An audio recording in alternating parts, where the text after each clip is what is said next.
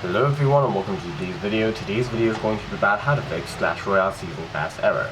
The first and foremost thing that you can try and do is head over to your app drawer and force close all apps including Clash Royale and then restart the app.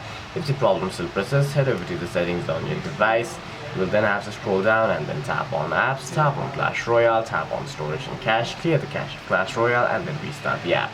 You must also verify your payment methods through the Play Store. Simply open Play Store, tap on New, tap on your profile at the top right of your screen, and then tap on payments and subscriptions. If there are any outdated payment methods, you will have to update your payment methods over here. The other thing that you must remember is that you must wait for a few moments before the pass appears on your Clash Royale app. If the pass does not appear at all on your Clash Royale app, simply open up the Clash Royale app, tap on the three lines at the top right of your screen, and then hit Get Help.